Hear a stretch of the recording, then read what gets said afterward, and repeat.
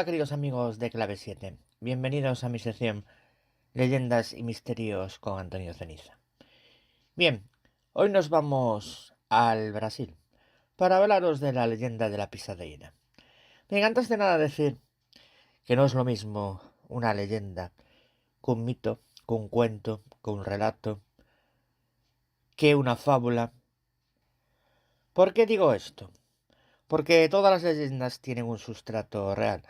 De hecho, son fuentes historiográficas, es decir, fuentes que utilizan los historiadores.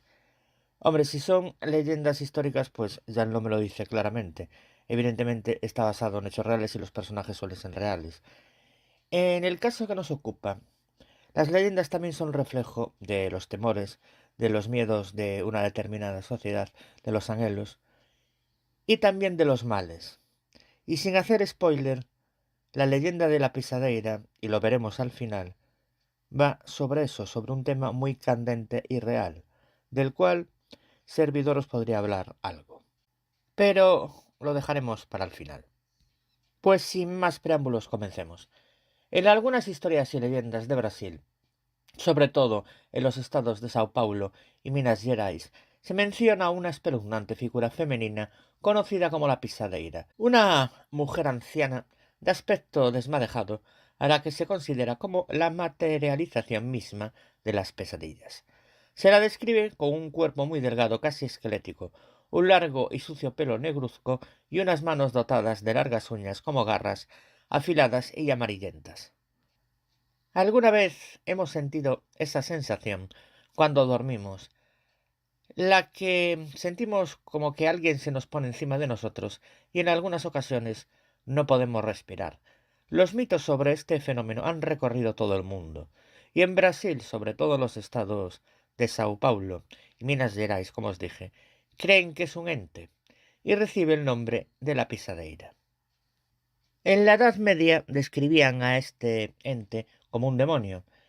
En el caso de los que se ponían sobre las mujeres, los llamaban incubos. Incubus. Y en el caso de un ente femenino que se acostaba sobre un hombre, súcubo. Súcubos. Hacían esto para tener relaciones con la persona dormida, la cual incluso podría quedar embarazada, como en la leyenda de Merlín, enfermar por desgaste o incluso morir. En Brasil, este ente, conocido como la pisadeira, siempre es femenino. Su aspecto es la de una anciana de aspecto descuidado, como si las pesadillas hubieran tomado una forma física. Se la describe con el cuerpo extremadamente delgado, un largo cabello descuidado, despeinado y sucio, con unas manos que parecen garras afiladas, con las uñas amarillentas, mostrando también unos dientes putrefactos.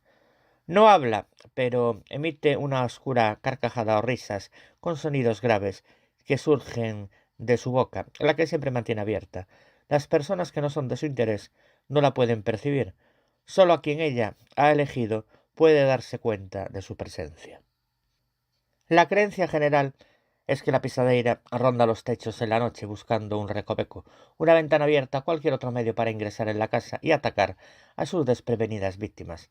Le gusta hacerlo después de que la persona cene, cuando la somnolencia embriaga a la futura víctima y por ende al despertarse y darse cuenta de lo que está pasando, le es casi imposible actuar y poder defenderse. Cuando la persona duerme, la pisadeira trepa y se coloca sobre el vientre y pecho de la víctima y oprime con todo su peso, causando que poco a poco la víctima se asfixie. De esta manera la víctima queda paralizada, sin fuerzas para reaccionar, aun después de darse cuenta de lo que le está pasando y solo sea un mero observador indefenso. La mayoría de las veces las víctimas se encontrarán acostadas, dando la impresión como si hubieran muerto durante el sueño, pues este método es casi infalible, y la pisadeira no recurrirá a la violencia a menos que le sea imprescindible. A pesar de que la pisadeira tiene un cuerpo esquelético y aparenta ser una anciana, su fuerza es de lejos superior a la del promedio humano, pues ésta se alimenta del miedo y mientras más víctimas tenga, más fuerte se hace, aun si no las matara, pues el hecho de que sus víctimas sean conscientes de que están siendo asfixiados, dejan salir su miedo, que es con lo que la pisadeira se alimenta. No es raro que se presente varias veces a una misma persona, Sus ataques pueden durar desde unos pocos minutos hasta varias horas. Todo depende de qué tan entretenida esté con la víctima y cuánto miedo sienta en ella. Vamos con las posibles explicaciones. Con todos los testimonios de varias personas en el mundo, se comenzó una investigación para resolver esta situación. Los científicos tomaron todas y cada una de las historias de las víctimas, se aseguraron de tener las descripciones de los monstruos y posteriormente se encargaron de unificarlas. Después de un arduo trabajo, por fin tenemos algunas respuestas. Este entorno de terror fue descubierto gracias al equipo de José F.R. de Sá, miembro del Instituto Jungian de Bahía en Brasil. Se trata de la parálisis del sueño, que elimina la capacidad motora del cuerpo. Además, ocasiona alucinaciones producto de la asfixia y hace que se tenga una sensación de presión en el pecho, creando una temible situación cercana a la muerte. Después de 3 minutos sintiendo asfixia, el cerebro no recibe oxígeno y produce alucinaciones visuales de distintas criaturas o monstruos, nuestros peores miedos. La parálisis del sueño SP es un estado disociativo que se produce principalmente durante el despertar. La SP se caracteriza por la alteración de funciones motoras, perceptivas, emocionales y cognitivas, tales como la incapacidad para realizar movimientos voluntarios, alucinaciones visuales, sentimientos de presión en el pecho, delirios sobre una presencia aterradora y, en algunos casos, el miedo a una muerte inminente. La mayoría de las personas experimentan la SP pocas veces en su vida, por lo general al dormir en posición supina, boca arriba. Sin embargo, la SP se considera una enfermedad parasomnia cuando ésta es recurrente y o está asociado a un agobio emocional. Curiosamente, a lo largo de la historia humana, los diferentes pueblos interpretaron a la parálisis del sueño bajo un punto de vista sobrenatural. Por ejemplo, los esquimales canadienses atribuyen a la SP a los hechizos de chamanes que dificultan la capacidad de moverse y provocan alucinaciones de una presencia sin forma. En la tradición japonesa, la SP se debe a un espíritu vengativo que ahoga a sus enemigos mientras duermen. En la cultura nigeriana, una hembra de demonio ataca durante el sueño y provoca parálisis. Una manifestación moderna de la SP es el informe de secuestros extraterrestres, con la experiencia de incapacidad para moverse durante el despertar, asociada con alucinaciones visuales de los aliens. En suma, la SP es un ejemplo significativo de cómo un fenómeno biológico específico se puede interpretar y conformar por diferentes contextos culturales. Con el fin de explorar más a fondo la etnopsicología de la SP, tenemos a nuestra pisadeira, un personaje del folclore brasileño que se originó en el sureste del país, pero también se encuentra en otras regiones con diferentes nombres. Tanto es así que la parálisis del sueño también se conoce como subida del muerto, México y otros países de América Latina. Síndrome de la bruja nocturna, Europa, la pisadeira, Brasil, en Jin, en algunos países islámicos, e incluso Dolores Redondo en sus famosas novelas de misterio, de la trilogía del Bactan, hace referencia a Inguma, un demonio que inmoviliza a los que duermen, arrebatándoles el aliento y la energía vital durante el sueño. Y es que en todas las leyendas mencionadas y otras similares que se repiten con este tema por todo el mundo, se habla de seres que se apoyan o sientan sobre el durmiente, oprimiéndole el pecho, impidiendo que se mueva y hasta causándole dificultades para respirar.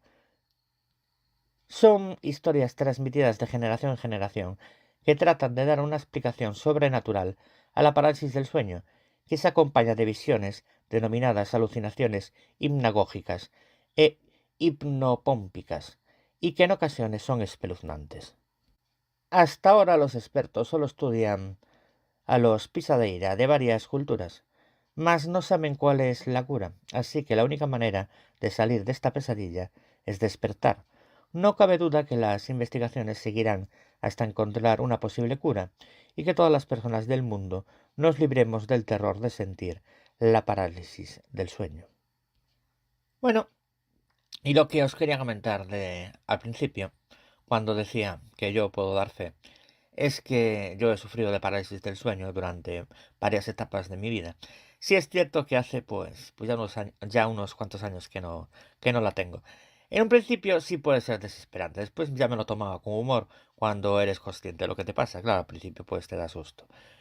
Y nada, es que es una sensación de querer despertar, de no poder sentir esa presión, no reconocer realmente cuando estás despierto y cuando estás durmiendo, no poder moverte, no poder levantarte, es un agobio, realmente es un agobio al principio. Pero bueno, a todos se acostumbra uno. Y cada persona es un mundo. En mi caso, pues yo qué sé, la ansiedad que tengo, problemas, mm, muchas cosas influyen en la parálisis del sueño. Alimentación, me imagino. Y en mi caso, que encima tengo apnea del sueño, con lo cual por ahí vienen las cosas. Vamos, que verme dormir a mí es un verdadero show. Y doy fe porque me he grabado, ¿eh? Pero bueno, tiene que ver con la apnea del sueño. De hecho, duermo con máquina, pero bueno. Y tengo parálisis, he sufrido más bien parálisis del sueño. De momento no se me ha vuelto a repetir. Pero la cuestión es que, como las leyendas explican muchas veces fenómenos que sí son reales. Evidentemente le ponemos otros nombres y depende de la cultura, pues que si son monstruos, que si son tal. Pero como siempre digo, las leyendas son muy reales. Que vale, que después con el paso del tiempo se hayan transfigurado y se hayan añadiendo exageraciones. O depauperado un poco la versión original al contarla por métodos de transmisión oral de una persona a otra, pero no dejan de ser bastante reales. Y repito, como dije al principio del programa, ya ni os cuento de pues las de las leyendas históricas, que son personajes reales. Otra cosa es la historia, que después se puede exagerar o no. Pero siempre hay un trasfondo real, por eso lo que os dije al comienzo del programa, que las leyendas son fuentes historiográficas. Y como siempre, a mí me podéis encontrar en los siguientes blogs. En el blog misterios de antonioceniza.blogspot.com, en el blog leyendasdelmundoceniza.blogspot.com, en el blog leyendasceniza.wordpress.com y en el blog misterios leyendas de Galicia y Asturias.wordpress.com. También me podéis encontrar en mi propia página web, la de Antonio Ceniza, que es antonioceniza.6t.net. Y en dos programas que codirijo, como son Marín y Ceniza Misterios Podcast Radio y Misterios de las Noches Gallegas Podcast Radio. También en mi propio programa que dirijo y presento y que se llama Ceniza da Morte Podcast. Y como siempre, mandar un fuerte abrazo al director y presentador Fernando Álvarez, a Josefín y al resto de mis compañeros y compañeras. Y como no, a ustedes, queridos amigos de Clave 7. Y nosotros nos vemos en el siguiente programa.